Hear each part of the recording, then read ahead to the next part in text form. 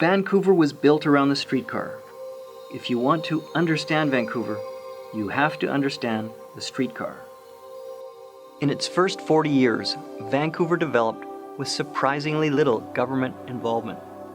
The Canadian Pacific Railway laid out and named its streets in a flexible grid pattern before the city government even existed. The streetcar company determined which streets would be major. One of the great shapers of Metro Vancouver was Robert Horne-Payne, president of the BC Electric Streetcar Company, which he incorporated on Threadneedle Street in London.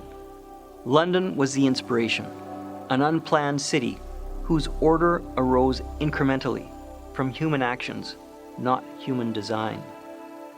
From his home and wheelchair in Brentwood, England, he personally made all major streetcar decisions, harnessing market forces to build the transportation and hydroelectric infrastructure of the region. The 1880s changed world cities. First, electric streetlights, then electric streetcars.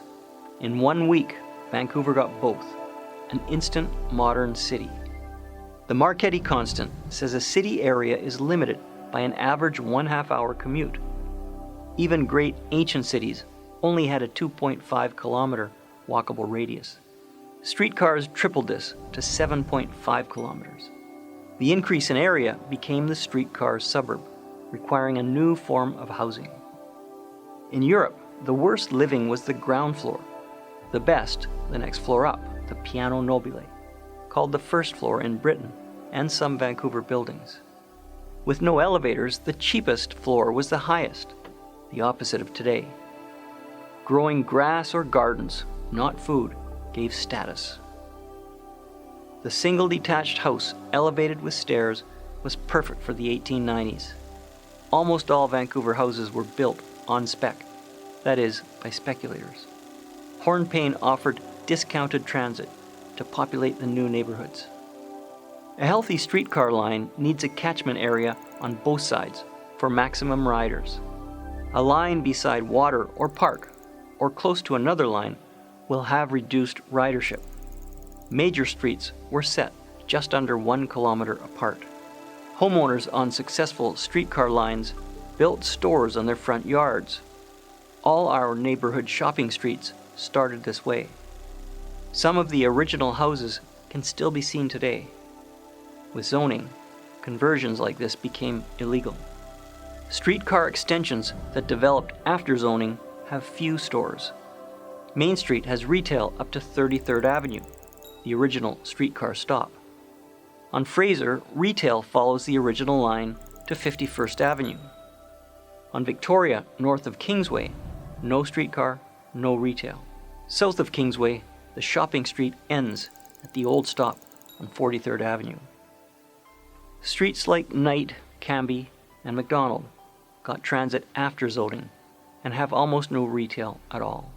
Retail prefers flat land. Davie and Robson have few stores on their hill. Commercial Drive had ample housing, thus healthy retail. But Venables went through a swampy area. It became industrial. The original geography of Vancouver can be discerned.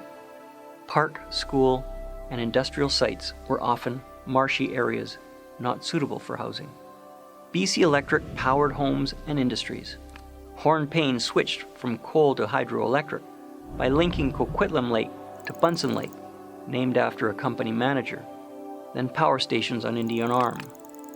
He linked Alouette Lake to Stave Lake power and diverted the Bridge River for Seton Lake power.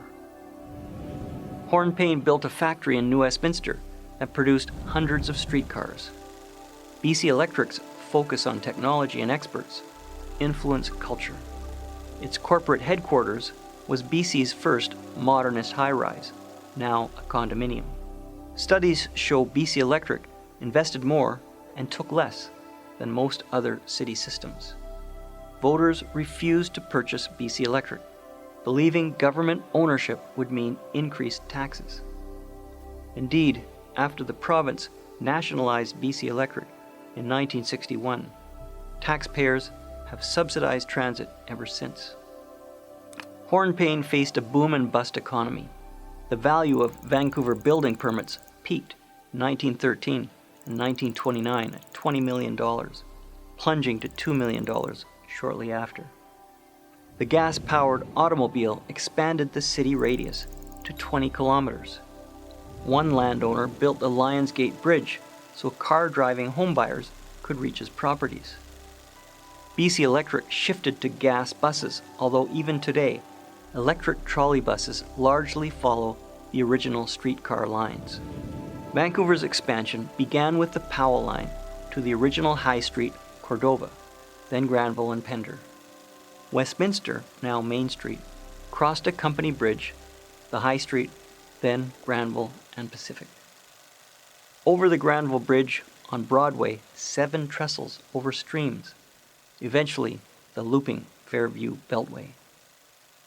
In New Westminster, Columbia climbing to Queen's Park to 6th and 6th. The Central Park interurban line, like Kingsway, avoided crossing water by taking the highest route, linking these isolated settlements, initiating Metrotown and Collingwood, leading South Vancouver and Burnaby to incorporate. Hastings' role strengthened. The Robson line opened the West End. The Stanley Park line by the all-important post office, down Pender and Georgia. The planned Bidwell line was changed to Denman, then up Davie. Main and Powell were extended. BC Electric acquired the Kitsilano Trestle and a line serving industry on Falls Creek. Main Street to 33rd to the Mountain View Cemetery and the rock quarries, making possible the Queen Elizabeth Gardens. A ferry bringing passengers to the North Shore was at the inner harbor's widest, slowest moving point. 4 times a day this large body of water rushed through the treacherous First Narrows at often 10 times the speed. Horne-Payne had wanted a rational line on 3rd Street, but the region's first public consultation process forced a substandard route. The main line up Lonsdale, another to Lynn Valley. Horne-Payne purchased the forest up to the Capilano Suspension Bridge and gifted it as the park we enjoy today.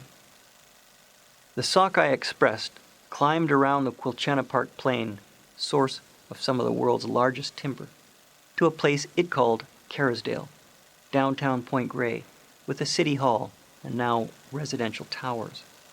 This line to Steveston led fishing and farming to flourish. Georgia and Kiefer, Broadway to Fraser, Robson to Recreation Park, the Royal Columbian, British Columbia's first hospital. A freight line to a brickyard led to the flatter Marpole line for heavy goods from New Westminster onto Vancouver. 4th Avenue was the original line west to Alma, giving its finer-grained retail. Powell, the original line to East Vancouver, to the Peony entrance. Hastings gained prominence with a line to Boundary Road.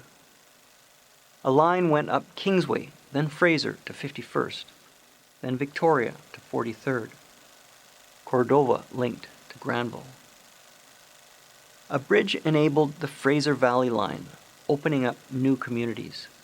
Lumber mills and farms flourished, and BC Electric brought thousands of gallons of milk to Vancouver every day. It avoided the massive but shallow Sumas Lake. The province built the Vedder Canal and drained the lake. Chilliwack incorporated, anticipating the arrival. Broadway only went to Trafalgar, the end of CPR property. Main extended to 50th, then 63rd. Richards and Cambie to Hastings. The Burnaby Lake line is now the Trans-Canada Freeway.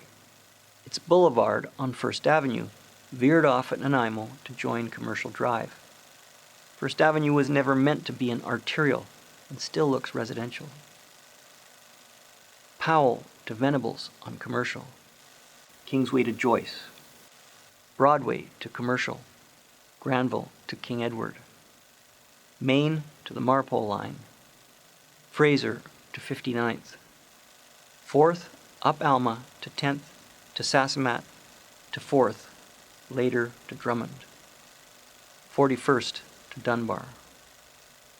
to the Fraser Mills, the largest in Canada, a connector on 6th Street, a bridge over the Fraser to Queensborough, the Highland Cutoff, which is still used by the Expo line today, Granville to Oak on 33rd, Oak to Broadway, then Oak to Main on 16th, the Connaught or Cambie Bridge linked to Robson, Richards to Drake, Nanaimo to Broadway.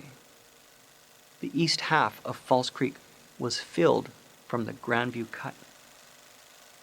The Crown Bypass, 16th to Dunbar, 41st from Boulevard to Main, Oak Street to Marpole, Victoria to 54th, Kingsway to Earls, Hastings to Ellesmere, Fraser connected to Marine Drive, the Powell line linked to Hastings, and the Peony entrance moved, though it still feels like the back door.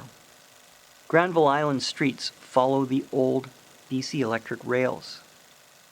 Broadway finally to Alma, then the Dunbar bypass led Crown to close. Horne-Payne cancelled the streetcar to Rupert Street and instituted Metro Vancouver's first bus line, signaling the beginning of the end for streetcars. BC Electric had expanded its network conservatively. Many streetcar companies had gone broke, and there was no government to bail them out. Horne-Payne rarely approved extensions unless there were contributions by landowners and there was development already in the area. He refused to get involved in land speculation or property development, focusing solely on the core business. Because decisions were made in London, there was a buffer from public and political pressure. Metro Vancouver was more compact because of BC Electric. Robert Horne-Payne sold BC Electric and passed away, leaving a region that had grown organically through market forces with little government involvement.